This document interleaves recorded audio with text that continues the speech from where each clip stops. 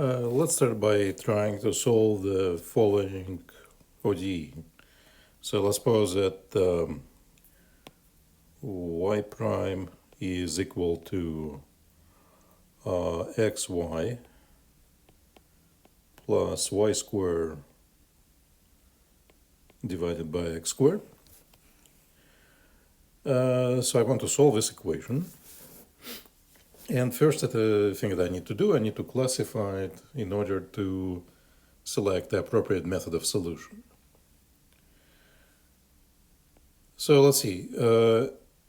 This is clearly not separable because I can factor out y, for example, from the top, but that will just leave x plus y factor there. So not separable.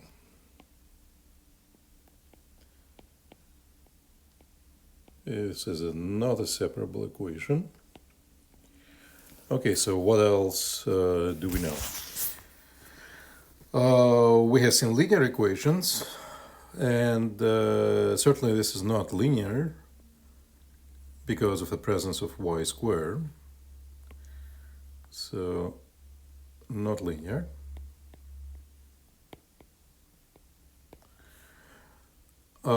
Maybe this equation is exact. And to check that, I will need to write it in a form that is appropriate for exact equations. So let's see what can we do here. I can write, so I'm going to check this.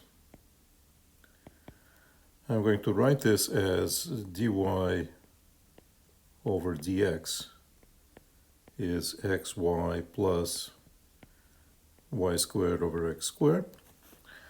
So I need to write it in the form something times dx plus something else times dy equal to 0. So cross multiply by x squared and dx, and we'll get x squared dy is equal to x y plus y squared dx. So now I'm bringing everything on the same side.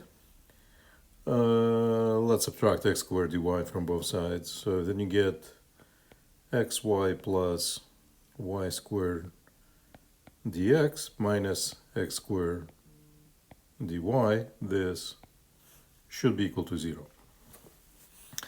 Okay, so then the thing multiplying dx is a function p. Whatever multiplies dy is a function q. So if I take dp dy, this is going to be x plus 2y. If I take dq dx, this is minus 2x. So then dp dy and dq dx are not equal, and therefore the equation is not exact.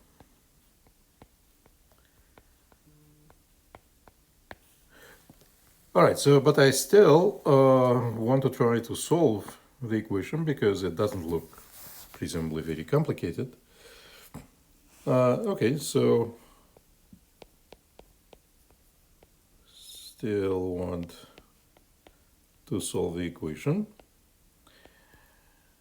And what I'm going to do, I'm going to simplify it. And the way to simplify it is just distribute x squared between two terms in the numerator. So I'm going to write this as y prime equal to xy over x squared plus y squared over x squared. And then I can cancel x in the first fraction, and this will give me y prime equal to y over x, and I can write y squared over x squared as y over x quantity squared. All right, so if I look at this and I see that y and x will never appear in this equation separately, and they in fact will always appear as a fraction y divided by x. And so then we can try to do substitution. Instead of looking for y, I will look for y over x. So let v equal to y over x. So then the right-hand side of my equation will be particularly simple. It will look like v plus v squared. But then I still have a right-hand side to deal with. On the right I have y prime. So if my original unknown function is y, y over x is still an unknown function, so the new unknown function is going to be v. And so I have to rewrite all y's in terms of v, and well, all y primes I would have to rewrite in terms of v primes. Okay, so then how do I do that? If v is y over x, I solve for y is vx. If y is vx, then I can use the product rule to take the derivative. And this will give me y prime is equal to v prime x plus vx prime, and x prime is 1. So v prime x plus v. And so now I substitute.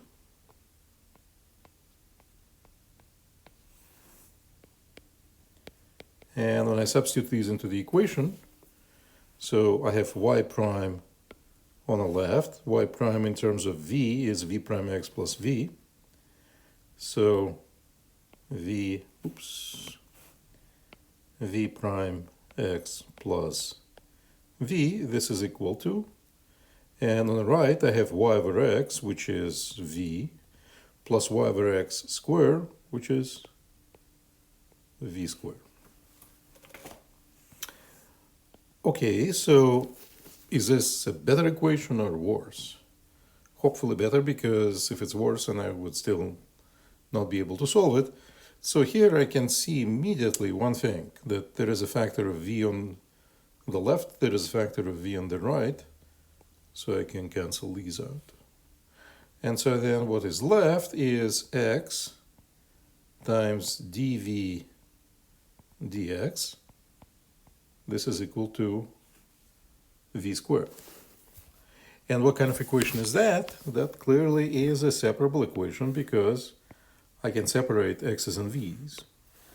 So by dividing by v squared, I'll have dv over v squared, and multiplying by dx and dividing by x, I'll have dx over x on the right. And once the variables are separated, we can integrate. So therefore, integral of dv over v squared is the same thing as the integral of dx over x. Integral of v to the minus 2 is minus v to the minus 1, so minus 1 over v is the integral on the left. Log of absolute value of x in the integral is the integral on the right, plus c. And I'm almost done. I will be done once I determine the function y. So far I've figured out the function v. I need the function y, but then I know that the relationship between y and v is written here. So now I substitute these back. And so we will have minus 1 over y over x, that is minus x over y, is equal to ln absolute value of x plus a constant. And that will be your general solution of this equation. All right, so this brings us to a new class of equations that we should be able to solve. And that new class of equation sense basically is a more general version of this. So I'm going to consider all equations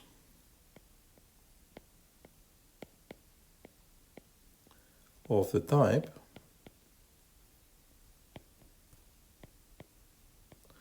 y prime is equal to f of y over x. And I'm going to call these, so call these homogeneous equations. Now, there is an unfortunate problem with this name. It's that before, remember when we looked at equations like y prime plus 5y equal to 0, a linear equation which has a 0 right-hand side, we called a homogeneous equation. In this case, we get totally different equations, but we still use the same name, unfortunately. But that's a fact of life that is beyond us. We cannot change it. That's a name that people use for this as well. So two different types of homogeneous. Linear equation, homogeneous equations. Linear equations with 0 right-hand side. And any equation that looks like this. Y prime equal to f of y over x. Okay, so how we're going to proceed with these equations in the same way as I just did, right? So I'm going to try the same methodology that I just tried.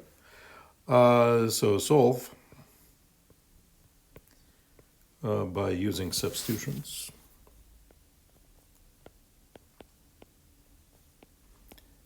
And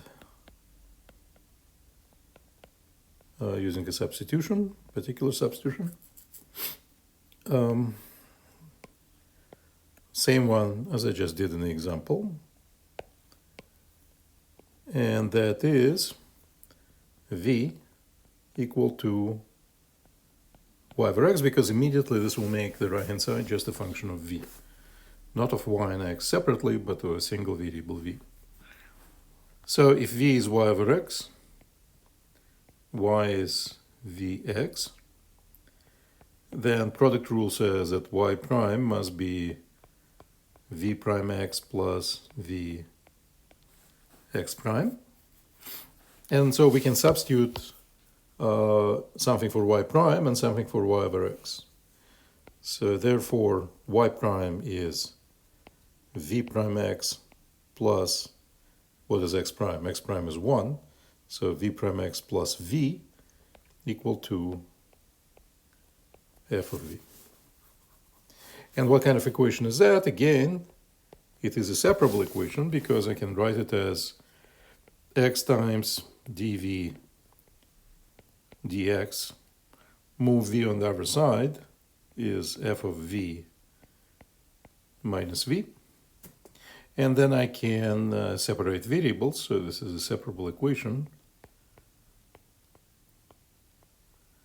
So it's a separable ODE by dividing both sides by f of v minus v and dividing both sides by dx over x, or multiplying both sides by dx over x. So we end up with dv f of v minus v is equal to dx over x. And then to solve this, again, you will integrate both sides. So integral of dv over f of v minus v must be the same thing as the integral of dx over x. So here, the left-hand side is going to contain an unknown function f of v, which should be given to you when you're solving a particular equation. But in this case, I'm producing a general formula, so I don't know what f is. So that means that the leftmost integral I cannot compute. But the right integral is easy to compute. It's just the natural log of absolute value of x plus a constant. And so in a particular case where you know what f of v is and you can evaluate this integral, once you evaluated it, you solved your ODE because there are no more integrals left. There's no more derivative of your function. And what you get is an implicit solution to the ODE. Once you found the implicit solution, it's going to be in terms of v, and then the last step that you are supposed to take would be to replace v by y over x so that you get an implicit solution for the function y of x. Okay, so let's do maybe a couple of examples of this. First of all, let's pose that xy prime, so let's write this as an example. Let's suppose that xy prime is equal to square root of x squared plus y squared. And I want to determine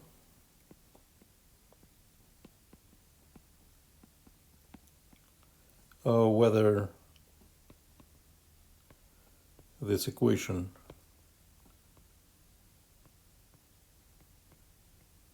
is homogeneous or not. Actually, let me change it a little bit.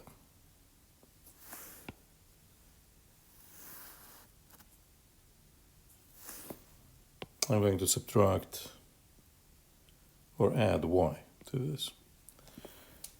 Is homogeneous.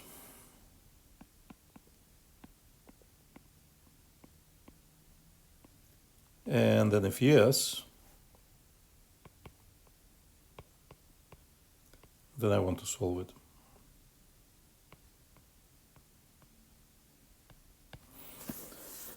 How would I determine if a given equation is homogeneous or not? So one thing that you can do, well, either you can rewrite it in a different form to see if it is homogeneous, or you can immediately use substitution and see if at the end of the day, after the substitution, you'll be able to get rid of x.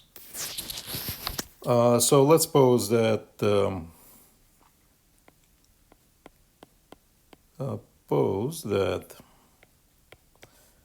y is equal to vx, and I'm going to substitute and see if I can get rid of all x's.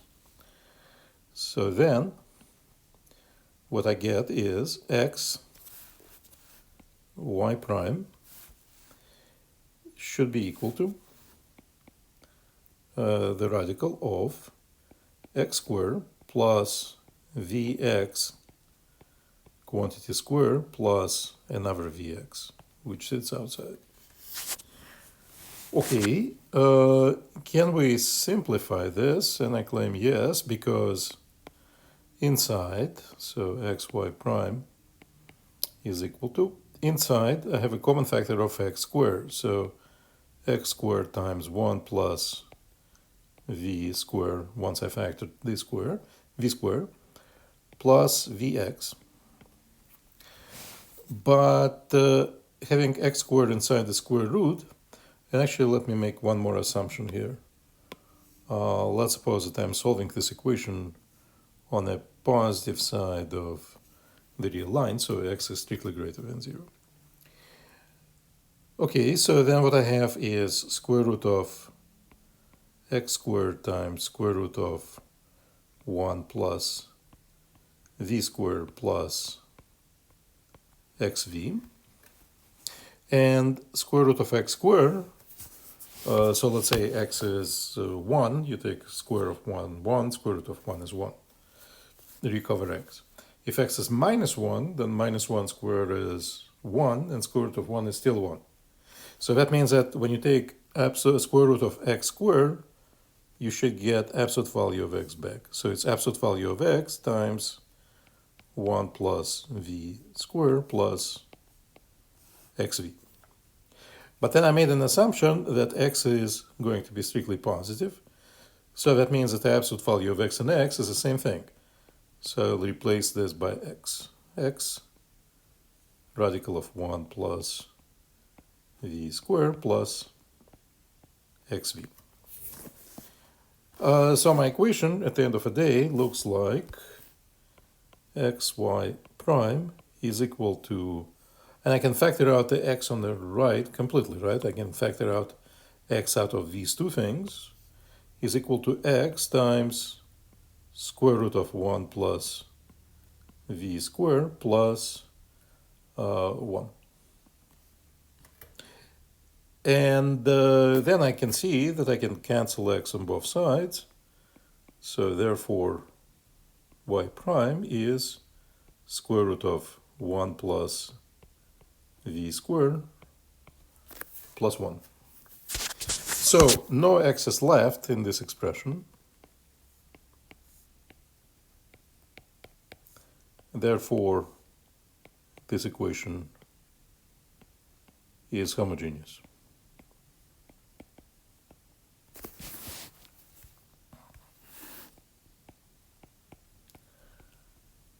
And now if it is homogeneous, then I can complete my substitution of y by v. So then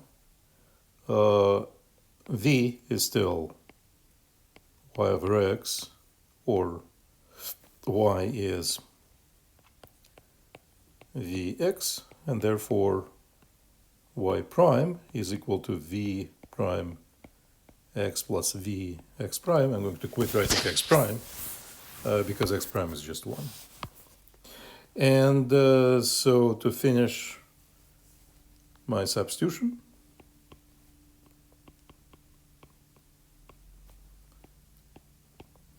what I need to do is that I need to replace y prime by its expression in terms of v. So what we get is that v prime x plus v is equal to square root of 1 plus v squared, and I think I made a boo-boo here because it's not 1 by v, but v.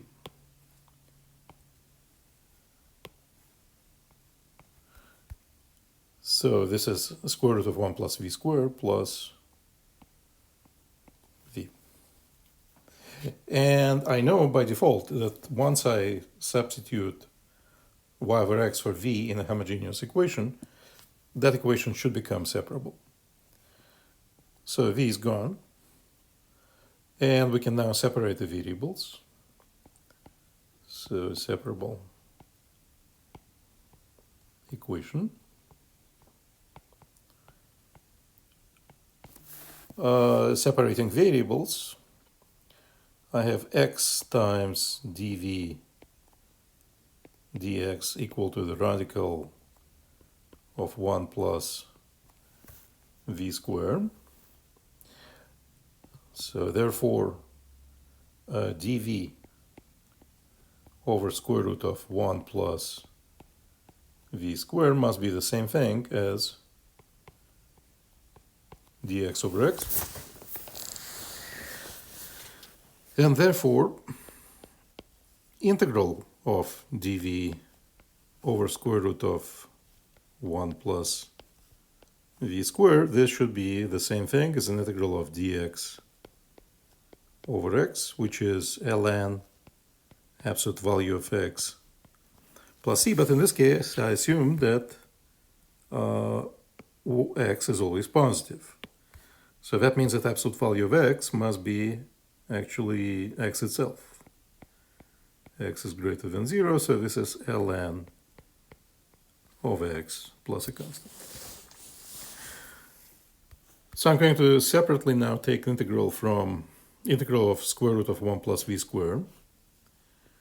So next, integral of dv over square root of 1 plus v squared. How one should approach an expression like this? Well, so you have a radical and v squared underneath it. So you have to use a trig substitution. So trig substitution. What is my trig substitution? I want square root of 1 plus v squared be such, I want 1 plus v squared be such that the square root will disappear. So in this case, a trig substitution is going to be v equal to tangent of x. Let's say tangent of t, because already used x. So if v is tangent of t, then dv is going to be derivative of the tangent, which is secant squared. So 1 over cosine square of t dt. So we make a substitution. It's an integral of dv is 1 over cosine square of t dt. Then in the denominator, it's a radical of tangent square of t plus 1. And tangent square of t plus 1 is nothing but 1 over cosine square of t. And if I take square root of 1 over cosine square of t, I'll get 1 over cosine of t. So this is integral of 1 over cosine square of t divided by 1 over cosine of t. Again, 1 over cosine square of t, and you take a square root, leaves you with 1 over cosine of t. And so we can simplify this. That's an integral of only 1 over cosine t remains dt. So now we need to compute this integral. That's a trig integral. And you may remember that in this case, again, this is something that you should have reviewed prior to this class. We're talking about that you need to review all techniques of integration. So what you do in this case, you are going to multiply top and the bottom by cosine of t. So you have cosine t on the top, cosine square of t on the bottom, dt. And then we need to use a substitution once again. But before we use a substitution, this is cosine t dt, and cosine squared is 1 minus sine square of t. So I can use a substitution. U is sine of t, because then du should be cosine of t dt. And what you get is cosine t dt is du. And on the bottom you have 1 minus u squared. So we're going to use this example to review many different integration techniques. Because now, how do you take an integral of 1 over 1 minus u squared? Well, you remember partial fractions.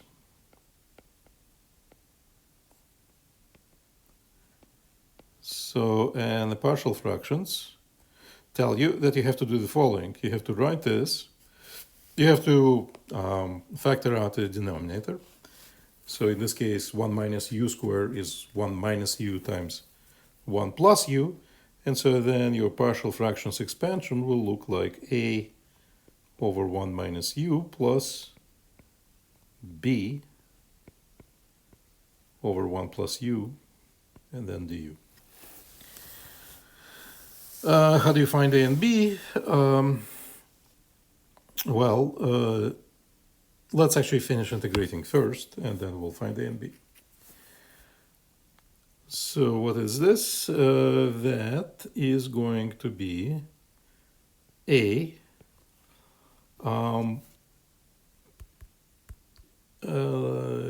Let's see.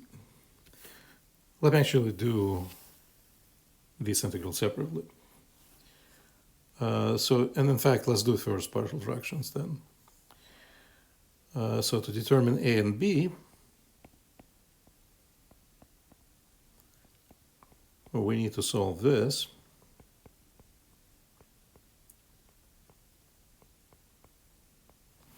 And putting the right side on the common denominator, you'll have A times 1 plus U plus B times 1 minus U over 1 minus U squared equal to 1 over 1 minus U squared.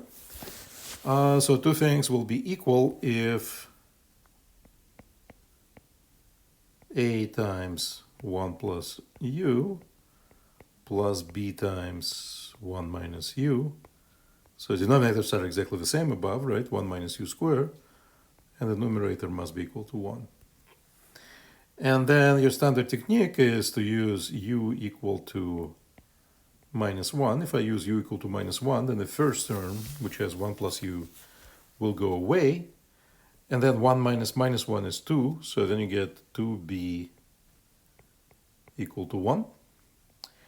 And on the other hand, if U is equal to 1, then you get 2A. And B times U minus 1 is going to be 0. So 2A is equal to 1. And so both A and B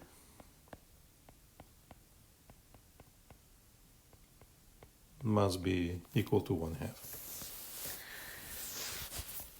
Okay, so my integral becomes, both A and B are 1/2, so it's 1/2 integral of 1 over 1 minus U du plus 1/2 integral of du over 1 plus U. And if you use substitution, I'm going to skip that. I'm just going to ask you to use substitution twice, actually. Substitution in the first one will be P equal to 1 plus U. In the second one is P equal to 1 minus U. Once you use substitution, what you will find is minus 1/2 natural log absolute value of 1 minus U plus 1/2 natural log absolute value of 1 plus U. All right, so I can find the integral in terms of U, but U was sine t, so I can re-express it in terms of sine t, minus 1/2 natural log of 1 minus sine t plus 1/2 natural log 1 plus sine t. But again, we're not done because the original variable was not t, right? But t also came from trig substitution. And in a trig substitution, we have that v is tangent t. So now we have to re-express everything here in terms of v. All right, so again, we're reviewing the integration technique. So let's suppose that I know that tangent of t is, let's see, where are we? Yeah, so tangent of t is equal to v. Would I be able to figure out what sine t is? So that's a separate computation. Let's consider a triangle. It's going to be a right triangle. And if I know, so if this is the angle t, if I know what the tangent of this angle is, would I be able to figure out what sine is? So if we have an adjacent side, let's say A, and opposite side O, and hypotenuse equal to, in this case, to what? Actually, let me redo it in a slightly different way. Let's suppose that I will choose a triangle with an angle t, like indicated. This side is going to be equal to 1. Then the ratio of a vertical to horizontal side must be equal to tangent of t. So if I choose a triangle like that, then it will have right dimensions, right? If horizontal side is 1, then the vertical side is tangent t, so the ratio is equal to tangent of the opposing angle, so indeed, right, the side must be tangent t. And if all of that is true, then the hypotenuse, because it's a right triangle, should be a radical of the sum of square root of both sides, 1 plus tangent square of t. Okay, so and then if the vertical side is tangent t, opposing hypotenuse is 1 plus tangent square of t, then I can figure out the sine. Sine is the opposite side divided by the hypotenuse, so sine of t, that must be tangent t divided by the square root 1 plus tangent square of t. So I hope you remember the stuff that you did in Calc whatever, Calc 2 I believe, so that now we can use it. All right, if sine t is tangent t over square root of 1 plus tangent t squared, then I can go back and remember that tangent t actually is my function v. So that means that sine that I'm using in both this and this expression, this sine must be equal to this expression, but with tangent t substituted by v. So minus 1/2 natural log absolute value 1 minus v over square root of 1 plus v squared plus 1/2 natural log 1 plus v over square root of 1 plus v squared. All right, so that is our integral in terms of u, and we know, so that's in terms of v, that is this integral that we just computed, and it's equal to ln of x plus a constant. That's a solution of our ODE.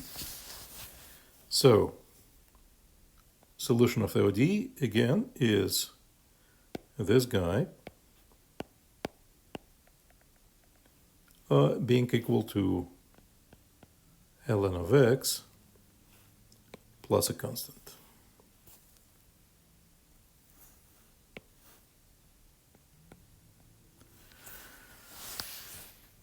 Which unfortunately is not yet, because our original problem was formulated not in terms of v, but in terms of y. And who is y? Y is vx, or v is y over x. So now that means that I have to take every instance of v and replace it by y over x. And so the final solution is then minus 1/2 natural log absolute value. So the final solution then is going to be minus 1/2 natural log 1 minus y over x, radical of 1 plus y over x quantity squared, plus 1/2 natural log absolute value 1 plus y over x over square root 1 plus y over x quantity squared, and this should be equal to ln of x plus c. So this fairly complicated expression is a solution to our original relatively simple looking ODE. So as you can see, the biggest obstacle to finding that solution is not actually the solution method, but the fact that you have to use integration to find the actual solution. Okay, we're going to do more of examples of this, of these homogeneous equations in the next lecture, but now I want to introduce another equation which will be solvable by substitution. And so that would be something that we're going to call Bernoulli's equation.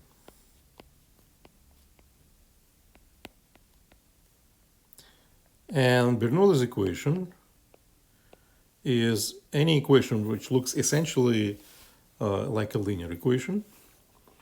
That's y prime plus p of x y equal to q of x, but on the right hand side, instead of just q of x, you have q of x times y to the power n. So certainly this equation is not linear, right?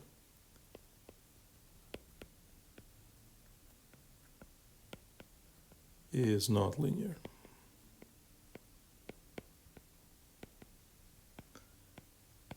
But can be solved using a substitution.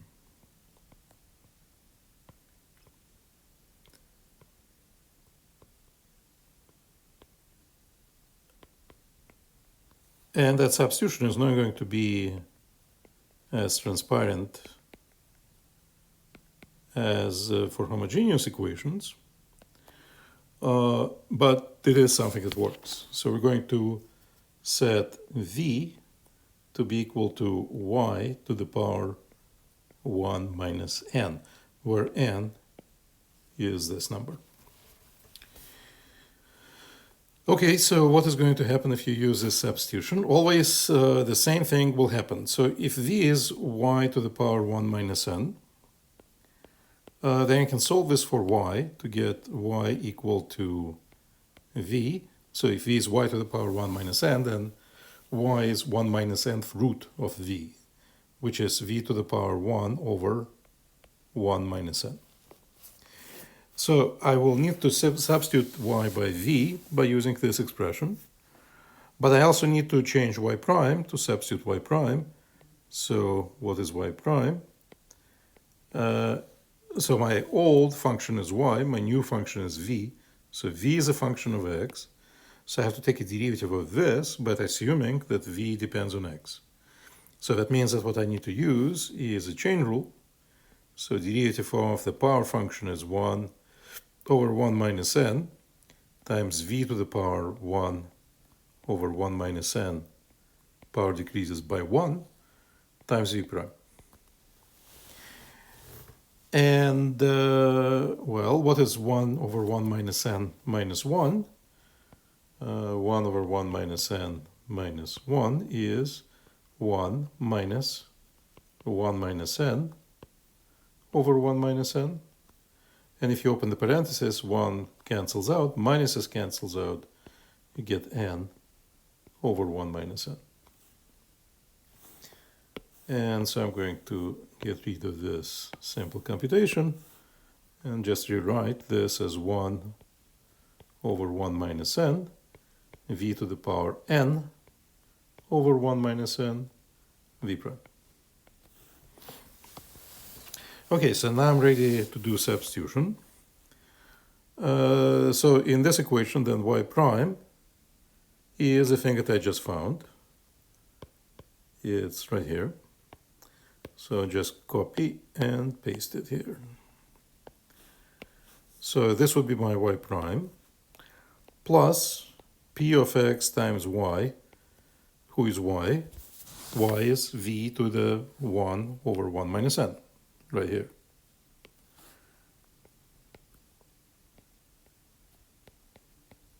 And then on the right, I have q of x times y. Y is still given by this equation.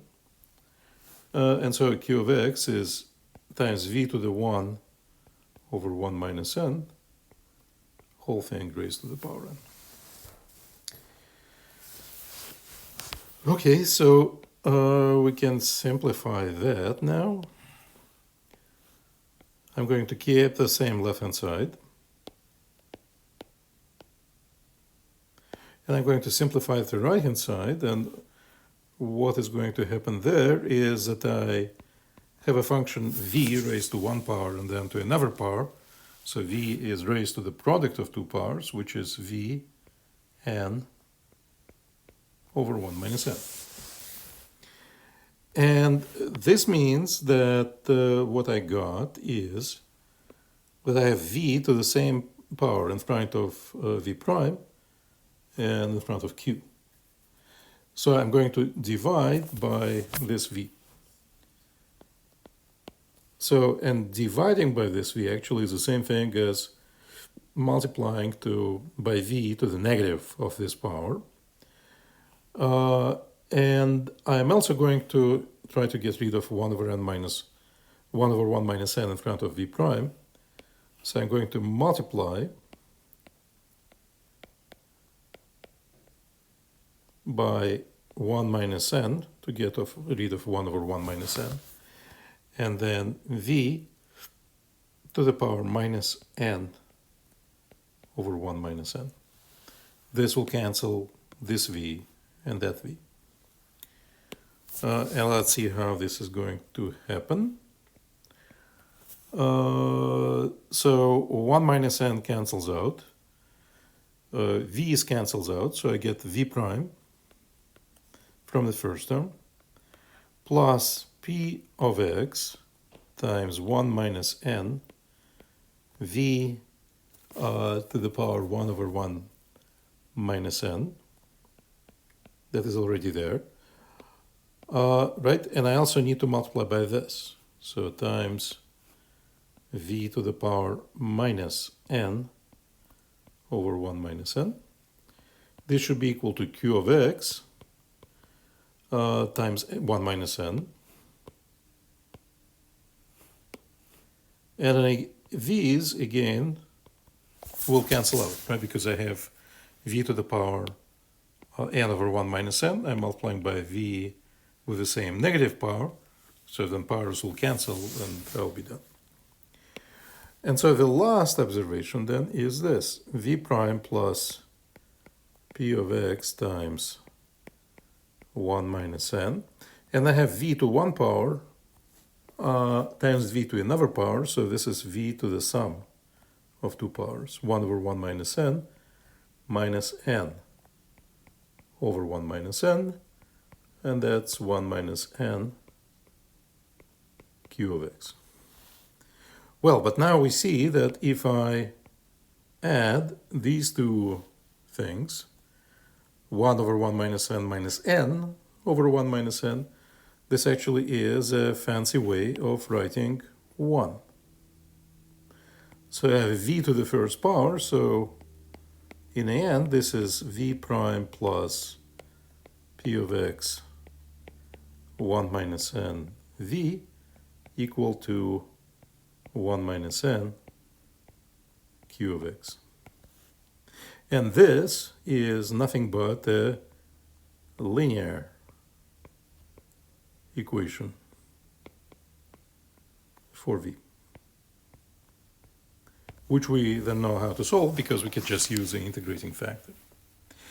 So whenever you have a Bernoulli's equation in this form, you can use this substitution to reduce this equation to a linear equation. And so let's do an example. And actually I'm going to return to the first example that I did here, which was an example of a homogeneous equation. So let's see.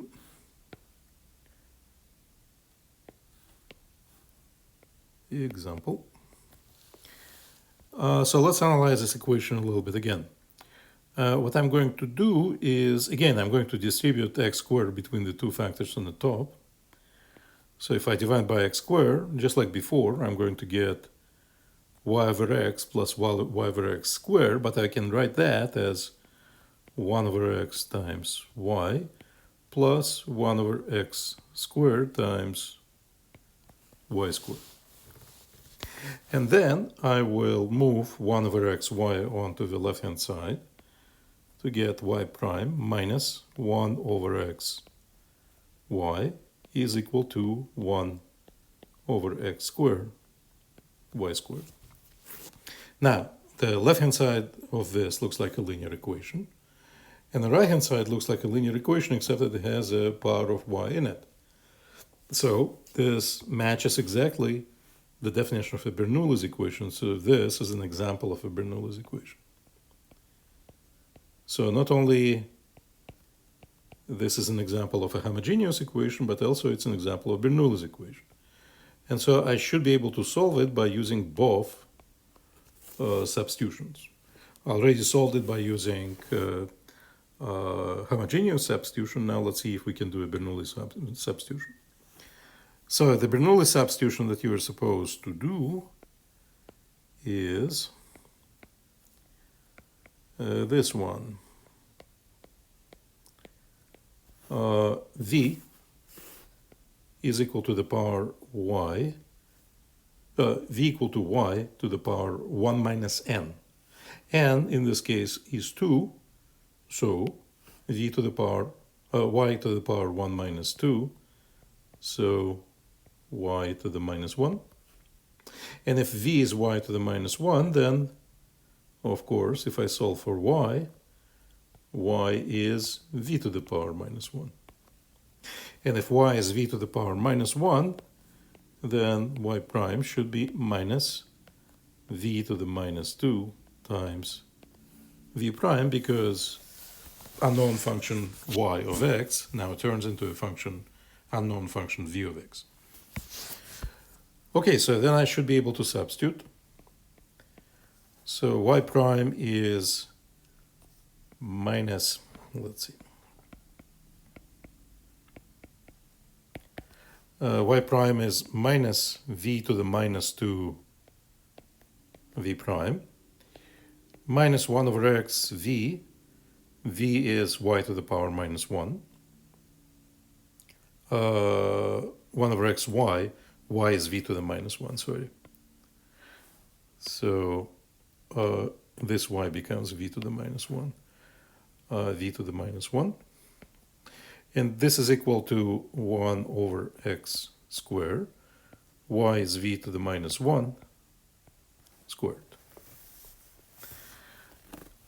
All right, so I simplify the right-hand side. Minus v to the minus 2v prime minus 1 over x v to the minus 1 equal to 1 over x squared v to the minus 2. And then I can multiply both sides by v to the minus 2 to get rid of, by v squared to get rid of v to the minus 2 both here and here. So multiply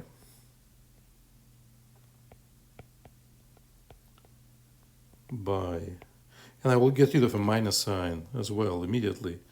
So by minus v squared.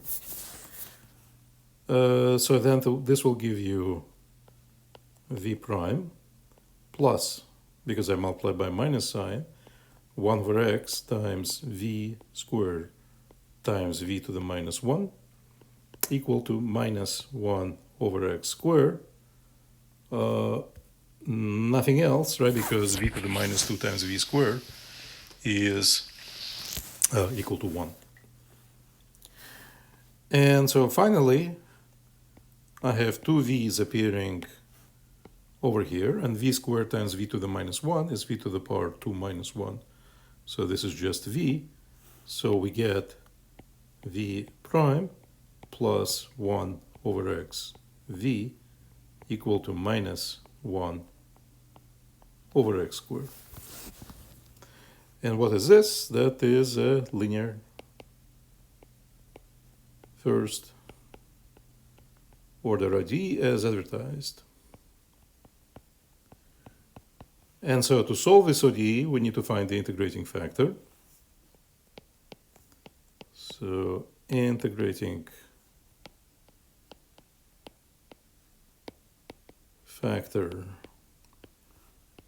mu of x is e to the power integral of p of x dx, so integral of 1 over x dx. Now, going back to the beginning, I think I did assume that before, but let me assume this again. Let's suppose that x is strictly positive. Why would I want to do that is because then my expressions are going to be simpler. So e to the power integral of 1 over x is natural log of absolute value of x, but if x is positive, then this is e to the ln of x, and this is just x. And so if I multiply both sides of my equation by x, because it's an integrating factor, I should get x v prime on the left equal to right hand side minus 1 over x squared times the integrating factor x. So that is minus 1 over x. And then integrating both sides, x v prime will be integral minus integral of 1 over x dx. And integral of 1 over x is natural log of absolute value of x, but again, x is positive, so it's just natural log of x. So x v prime is equal to minus ln of x plus a constant. And so, sorry, there is no prime here, right, because we just took an integral of dt of xv. And so then at the end of the day, v is, if I divide both sides by x, minus 1 over x natural log of x plus c over x. And so finally, I'm not looking for v, but I'm looking for y. And in this case, I know that y is v to the power minus 1 and v is y to the power minus 1, right? So what I can do, I can simply solve for y.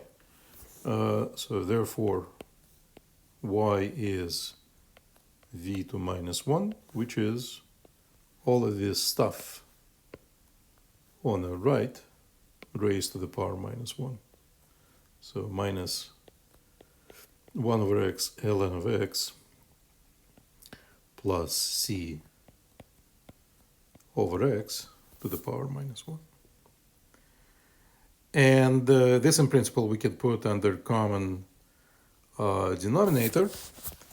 And if we simplify this, so I have x in the denominator, and then I'm taking negative power of that. So x will go to the numerator. And in the denominator, you'll have left c minus natural log of x. And so that should be our solution.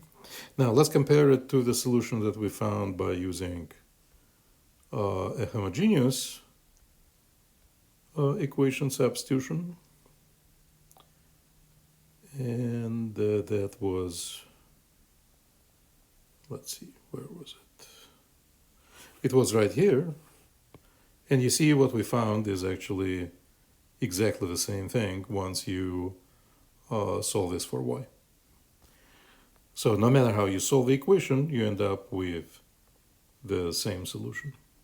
And so as I said, we're going to do maybe a couple more examples of these substitutions next time. So until then.